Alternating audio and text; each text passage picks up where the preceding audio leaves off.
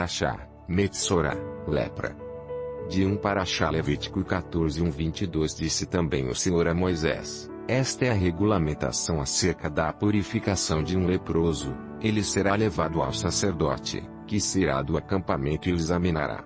Se a pessoa foi curada da lepra, o sacerdote ordenará que 2 aves puras, vivas, um pedaço de madeira de cedro, um pano vermelho e um ramo de hisopo sejam trazidos em favor daquele que será purificado. Então o sacerdote ordenará que uma das aves seja morta numa vasilha de barro com água da fonte. Então pegará a ave viva e a molhará, com o pedaço de madeira de cedro, com o pano vermelho e com o ramo de hisopo, no sangue da ave morta em água corrente. 7 vezes ele aspergirá aquele que está sendo purificado da lepra e o declarará puro. Depois soltará a ave viva em campo aberto. Aquele que estiver sendo purificado lavará as suas roupas, rapará todos os seus pelos e se banhará com água, e assim estará puro. Depois disso poderá entrar no acampamento, mas ficará fora da sua tenda por 7 dias. No 7º dia rapará todos os seus pelos, o cabelo, a barba, as sobrancelhas e o restante dos pelos. Lavará suas roupas e banhará o corpo com água, então ficará puro. No 8º dia pegará 2 cordeiros sem defeito e uma cordeira de 1 ano sem defeito, com 3 jarros da melhor farinha amassada com óleo, como oferta de cereal, e uma caneca de óleo. O sacerdote que faz a purificação apresentará ao Senhor, à entrada da tenda do encontro, tanto aquele que estiver para ser purificado como as suas ofertas. Então o sacerdote pegará um dos cordeiros e o sacrificará como oferta pela culpa, com a caneca de óleo. Ele os moverá perante o Senhor como gesto ritual de apresentação e matará o cordeiro no lugar santo, onde são sacrificados a oferta pelo pecado e o holocausto. Como se dá com a oferta pelo pecado, também a oferta pela culpa pertence ao sacerdote, é santíssima. O sacerdote porá um pouco do sangue da oferta pela culpa na ponta da orelha direita daquele que será purificado, no polegar da sua mão direita e no polegar do seu pé direito. Então o sacerdote pegará um pouco de óleo da caneca e o derramará na palma da sua própria mão esquerda, molhará o dedo direito no óleo que está na palma da mão esquerda e com o dedo aspergirá 7 vezes perante o Senhor. O sacerdote ainda porá um pouco do óleo restante na palma da sua mão, na ponta da orelha direita daquele que está sendo purificado, no polegar da sua mão direita e no polegar do seu pé direito, em cima do sangue da oferta pela culpa.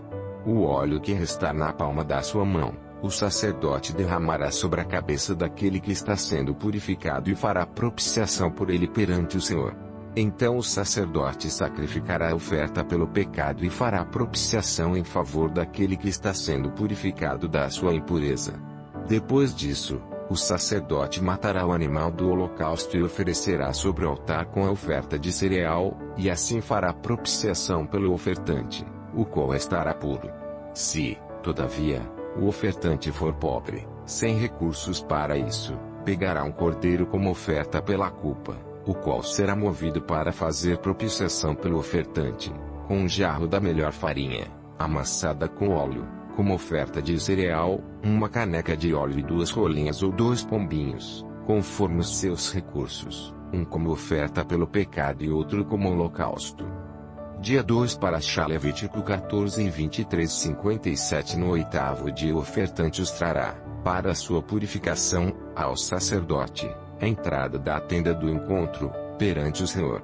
O sacerdote pegará o cordeiro da oferta pela culpa, com uma caneca de óleo, e os moverá perante o Senhor como gesto ritual de apresentação. Matará o cordeiro da oferta pela culpa e pegará um pouco do sangue e o porá na ponta da orelha direita daquele que está sendo purificado, no polegar da sua mão direita e no polegar do seu pé direito. O sacerdote derramará um pouco do óleo na palma da sua mão esquerda, e com o dedo indicador direito aspergirá um pouco do óleo da palma da sua mão esquerda 7 vezes perante o Senhor. Ele porá o óleo da palma da sua mão nos mesmos lugares em que pôs o sangue da oferta pela culpa, na ponta da orelha direita daquele que está sendo purificado, no polegar da sua mão direita e no polegar do seu pé direito. O que restar do óleo na palma da sua mão, o sacerdote derramará sobre a cabeça daquele que está sendo purificado, para fazer propiciação por ele perante o Senhor. Depois sacrificará uma das rolinhas ou um dos pombinhos, conforme os seus recursos, um como oferta pelo pecado e outro como holocausto, com oferta de cereal.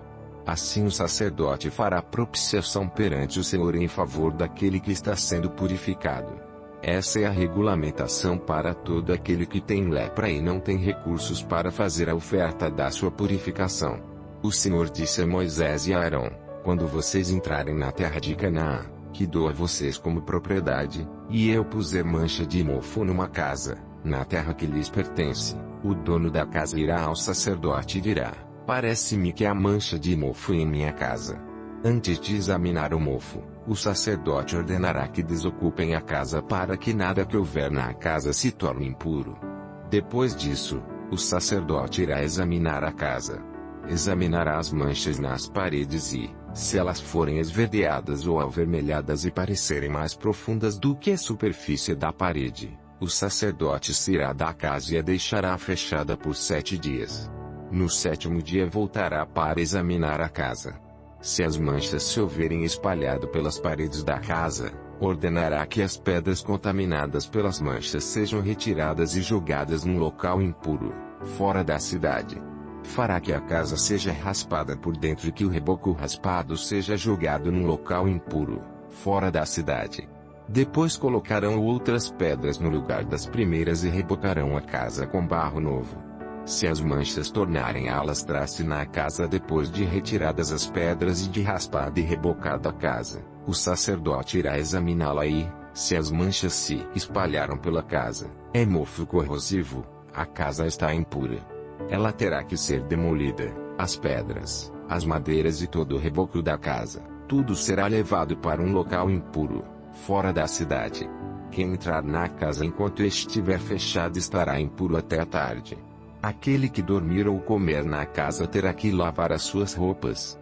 Mas, se o sacerdote for examiná-la e as manchas não se houverem espalhado depois de rebocada a casa, declarará pura a casa, pois as manchas de mofo desapareceram.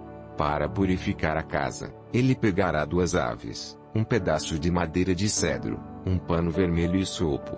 Depois matará uma das aves numa vasilha de barro com água da fonte.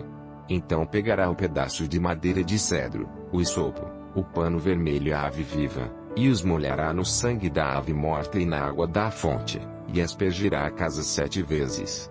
Ele purificará a casa com o sangue da ave, com a água da fonte, com a ave viva, com o pedaço de madeira de cedro, com o hisopo e com o pano vermelho. Depois soltará a ave viva em campo aberto, fora da cidade. Assim fará propiciação pela casa, e ela ficará pura. Essa é a regulamentação acerca de qualquer tipo de lepra, de sarna, de mofo nas roupas ou numa casa de inchaço, erupção ou mancha brilhante, para se determinar quando uma coisa é pura ou impura. Essa é a regulamentação acerca de qualquer tipo de lepra e de mofo. Dia 3 Parashá Levítico 15:1-33 O Senhor disse a Moisés e a Arão: digam o seguinte aos israelitas: quando um homem tiver um fluxo que sai do corpo, o fluxo é impuro. Ele ficará impuro por causa do seu fluxo, quer continue, quer fique retido. A cama em que um homem com fluxo se deitar ficará impura, e qualquer coisa em que se sentar ficará impura. Quem tocar na cama dele lavará as suas roupas, se banhará com água e ficará impuro até a tarde. Todo aquele que se sentar sobre qualquer coisa na qual esse homem se sentou, lavará suas roupas, se banhará com água e estará impuro até a tarde. Quem tocar no homem que tiver um fluxo, lavará as suas roupas, se banhará com água e ficará impuro até a tarde. Se o homem cuspir em alguém que está puro, este lavará as suas roupas, se banhará com água e ficará impuro até a tarde. Tudo aquilo em que o homem se sentar quando montar um animal estará impuro, e todo aquele que tocar em qualquer coisa que tenha estado debaixo dele ficará impuro até a tarde. Quem pegar essas coisas lavará as suas roupas, se banhará com água e ficará impuro até a tarde. Quaisquer pessoas tocadas pelo homem com fluxo, sem que este tenha lavado as mãos, lavarão as suas roupas, se banharão com água e ficarão impuras até a tarde. A vasilha de barro na qual ele tocar será quebrada. Se tocar numa vasilha de madeira, ela será lavada. Quando um homem sarar de seu fluxo, contará 7 dias para sua purificação, lavará as suas roupas, se banhará em água corrente e ficará puro. No 8º dia pegará 2 rolinhas ou 2 pombinhos e irá perante o Senhor, à entrada da tenda do encontro, e os dará ao sacerdote. O sacerdote os sacrificará, um como oferta pelo pecado e outro como holocausto, e assim fará propiciação perante o Senhor em favor do homem, por causa do fluxo. Quando de um homem sair o sêmen, banhará todo o seu corpo com água e ficará impuro até a tarde. Qualquer peça de roupa ou de couro em que houver sêmen será lavada com água e ficará impura até a tarde. Quando um homem se deitar com uma mulher e lhe sair o sêmen, ambos terão que se banhar com água e estarão impuros até a tarde. Quando uma mulher tiver fluxo de sangue que sai do corpo, a impureza da sua menstruação durará 7 dias, e quem nela tocar ficará impuro até a tarde. Tudo sobre o que ela se deitar durante a sua menstruação ficará impuro, e tudo sobre o que ela se sentar ficará impuro. Todo aquele que tocar em sua cama lavará as suas roupas e se banhará com água, e ficará impuro até a tarde. Quem tocar em alguma coisa sobre a qual ela se sentar lavará as suas roupas, se banhará com água e estará impuro até a tarde. Quer seja a cama, quer seja qualquer coisa sobre a qual ela esteve sentada, quando alguém nisso tocar, estará impuro até a tarde. Se um homem se deitar com ela e a menstruação dela nele tocar, estará impuro por 7 dias, qualquer cama sobre a qual ele se deitar estará impura. Quando uma mulher tiver um fluxo de sangue por muitos dias fora da sua menstruação normal, ou um fluxo que continue além desse período, ela ficará impura enquanto durar o corrimento, como nos dias da sua menstruação. Qualquer cama em que ela se deitar enquanto continuar o seu fluxo estará impura, como acontece com a sua cama durante a sua menstruação, e tudo sobre o que ela se sentar estará impuro, como durante a sua menstruação. Quem tocar em alguma dessas coisas ficará impuro, lavará as suas roupas, se banhará com água e ficará impuro até a tarde.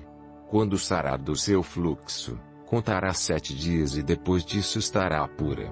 No 8º dia pegará 2 rolinhas ou 2 pombinhos e os levará ao sacerdote, à entrada da tenda do encontro. O sacerdote sacrificará um como oferta pelo pecado e outro como holocausto, e assim fará propiciação em favor dela, perante o Senhor, devido à impureza do seu fluxo. Mantenham os israelitas separados das coisas que os tornam impuros, para que não morram por contaminar com sua impureza o meu tabernáculo, que está entre eles. Essa é a regulamentação acerca do homem que tem fluxo e daquele de quem sai o sêmen, tornando-se impuro, da mulher em sua menstruação, do homem ou da mulher que tem fluxo e do homem que se deita com uma mulher que está impura. Dia 4 Ofitará 2 Reis 7:3-20 Havia 4 leprosos junto à porta da cidade. Eles disseram uns aos outros, por que ficar aqui esperando a morte? Se resolvermos entrar na cidade, morreremos de fome, mas, se ficarmos aqui, também morreremos. Vamos, pois, ao acampamento dos arameus para nos render. Se eles nos pouparem, viveremos, se nos matarem, morreremos. Ao anoitecer, eles foram ao acampamento dos arameus. Quando chegaram às imediações do acampamento, viram que não havia ninguém ali, pois o Senhor tinha feito os arameus ouvirem o ruído de um grande exército com cavalos e carros de guerra, de modo que disseram uns aos outros: ouçam, o rei de Israel contratou os reis dos hititas e dos egípcios para nos atacarem. Então, para salvar sua vida, fugiram ao anoitecer, abandonando tendas, cavalos e jumentos, deixando o acampamento como estava. Tendo chegado às imediações do acampamento, os leprosos entraram numa das tendas. Comeram e beberam, pegaram prata, ouro e roupas e saíram para esconder tudo. Depois voltaram e entraram noutra tenda, pegaram o que quiseram e esconderam isso também. Então disseram uns aos outros: não estamos agindo certo. Este é um dia de boas notícias, e não podemos ficar calados. Se esperarmos até o amanhecer, seremos castigados. Vamos imediatamente contar tudo no palácio do rei. Então foram, chamaram as sentinelas da porta da cidade e lhes contaram: entramos no acampamento arameu e não vimos nem ouvimos ninguém. Havia apenas cavalos e jumentos amarrados, e tendas abandonadas. As sentinelas da porta proclamaram a notícia, e ela foi anunciada dentro do palácio. O rei se levantou de noite e disse aos seus conselheiros: eu explicarei a vocês o que os arameus planejaram.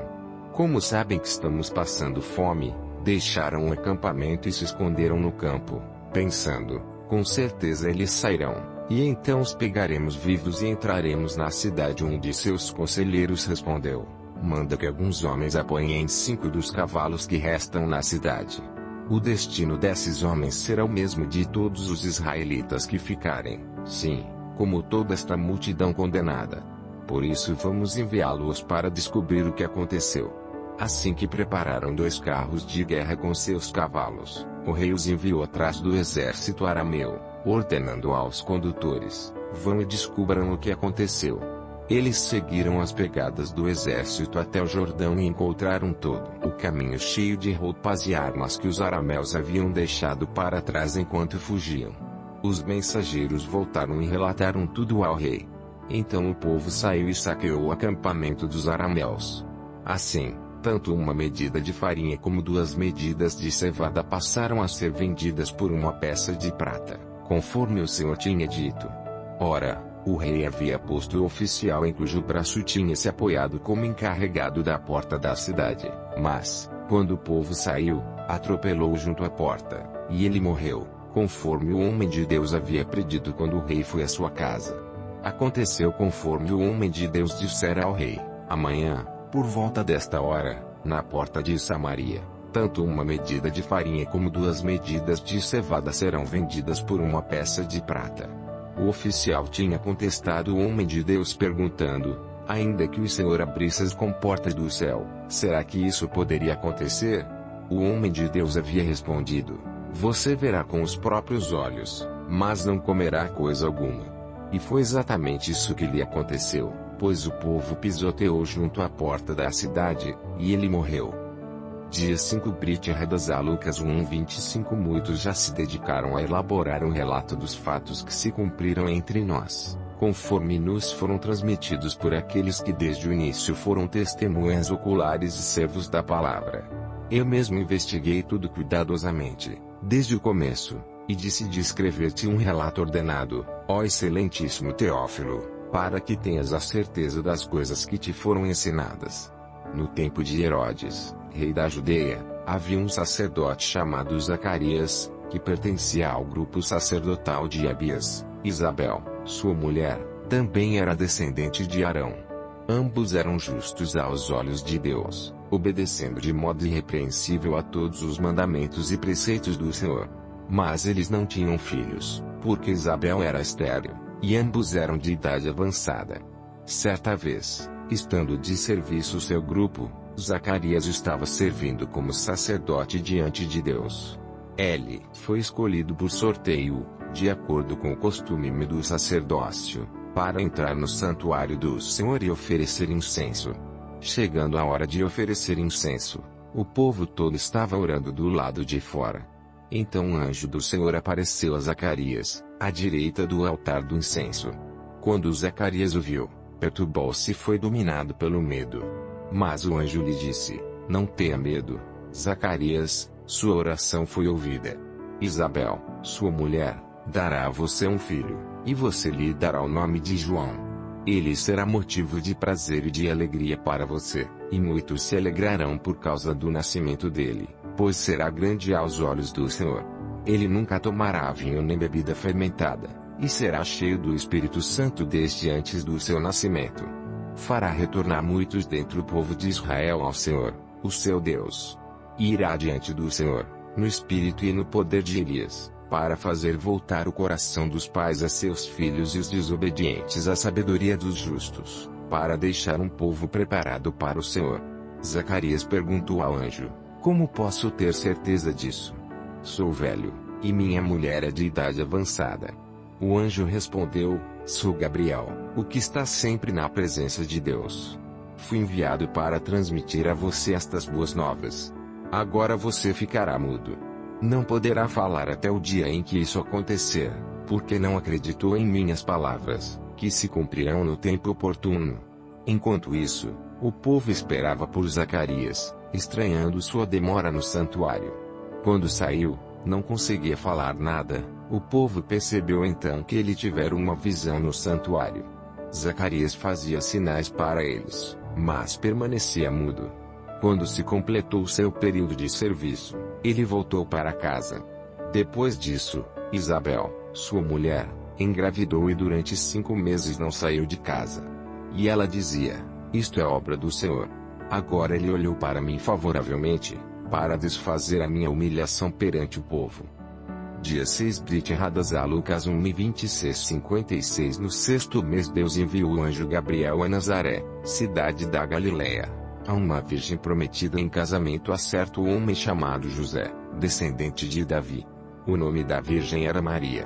O anjo, aproximando-se dela, disse: alegre-se, agraciada. O Senhor está com você. Maria ficou perturbada com essas palavras, pensando no que poderia significar esta saudação. Mas o anjo lhe disse: não tenha medo, Maria, você foi agraciada por Deus. Você ficará grávida e dará à luz um filho, e lhe porá o nome de Jesus. Ele será grande e será chamado Filho do Altíssimo. O Senhor Deus lhe dará o trono de seu pai Davi, e ele reinará para sempre sobre o povo de Jacó. Seu reino jamais terá fim. Perguntou Maria ao anjo: como acontecerá isso se sou virgem? O anjo respondeu: o Espírito Santo virá sobre você, e o poder do Altíssimo a cobrirá com a sua sombra. Assim, aquele que há de nascer será chamado Santo, Filho de Deus. Também Isabel, sua parenta, terá um filho na velhice. Aquela que diziam ser estéril já está em seu 6º mês de gestação. Pois nada é impossível para Deus. Respondeu Maria: sou serva do Senhor, que aconteça comigo conforme a tua palavra. Então o anjo a deixou. Naqueles dias, Maria preparou-se e foi depressa para uma cidade da região montanhosa da Judeia, onde entrou na casa de Zacarias e saudou Isabel. Quando Isabel ouviu a saudação de Maria, o bebê agitou-se em seu ventre, e Isabel ficou cheia do Espírito Santo. Em alta voz exclamou: bendita é você entre as mulheres, e bendito é o filho que você dará à luz. Mas porque sou tão agraciada, ao ponto de me visitar a mãe do meu Senhor? Logo que a sua saudação chegou aos meus ouvidos, o bebê que está em meu ventre agitou-se de alegria. Feliz é aquela que creu que se cumprirá aquilo que o Senhor lhe disse. Então disse Maria: minha alma engrandece ao Senhor, e o meu espírito se alegra em Deus, meu Salvador, pois atentou para a humildade da sua serva. De agora em diante, todas as gerações me chamarão bem-aventurada, pois o Poderoso fez grandes coisas em meu favor, santo é o seu nome. Sua misericórdia estende-se aos que o temem, de geração em geração. Ele realizou poderosos feitos com seu braço, dispersou os que são soberbos no mais íntimo do coração. Derrubou governantes dos seus tronos, mas exaltou os humildes. Encheu de coisas boas os famintos, mas despediu de mãos vazias os ricos. Ajudou a seu servo Israel, lembrando-se da sua misericórdia para com Abraão e seus descendentes para sempre, como dissera aos nossos antepassados. Maria ficou com Isabel cerca de 3 meses e depois voltou para casa. Dia 7 Brit Hadazá Lucas 1:57-80. Ao se completar o tempo de Isabel dar à luz, ela teve um filho. Seus vizinhos e parentes ouviram falar da grande misericórdia que o Senhor lhe havia demonstrado e se alegraram com ela. No 8º dia foram circuncidar o menino e queriam dar-lhe o nome do pai, Zacarias. 60. Mas sua mãe tomou a palavra e disse: não. Ele será chamado João. Disseram-lhe: você não tem nenhum parente com esse nome. Então fizeram sinais ao pai do menino, para saber como queria que a criança se chamasse. Ele pediu uma tabuinha e, para a admiração de todos, escreveu: o nome dele é João. Imediatamente sua boca se abriu, sua língua se soltou e ele começou a falar, louvando a Deus. Todos os vizinhos ficaram cheios de temor, e por toda a região montanhosa da Judeia se falava sobre essas coisas. Todos os que ouviam falar disso se perguntavam: o que vai ser este menino? Pois a mão do Senhor estava com ele. Seu pai, Zacarias, foi cheio do Espírito Santo e profetizou: Louvado seja o Senhor, o Deus de Israel, porque visitou e redimiu o seu povo. Ele promoveu poderosa salvação para nós, na linhagem do seu servo Davi, como falara pelos seus santos profetas, na antiguidade, salvando-nos dos nossos inimigos e da mão de todos os que nos odeiam, para mostrar sua misericórdia aos nossos antepassados e lembrar sua santa aliança, o juramento que fez ao nosso pai Abraão, resgatar-nos da mão dos nossos inimigos para o servirmos sem medo, em santidade e justiça, diante dele todos os nossos dias. E você, menino, será chamado profeta do Altíssimo, pois irá diante do Senhor, para lhe preparar o caminho, para dar ao seu povo o conhecimento da salvação, mediante o perdão dos seus pecados, por causa das ternas misericórdias de nosso Deus, pelas quais do alto nos visitará o sol nascente, para brilhar sobre aqueles que estão vivendo nas trevas e na sombra da morte, e guiar nossos pés no caminho da paz. E o menino cresceu e se fortaleceu em espírito, e viveu no deserto, até aparecer publicamente a Israel.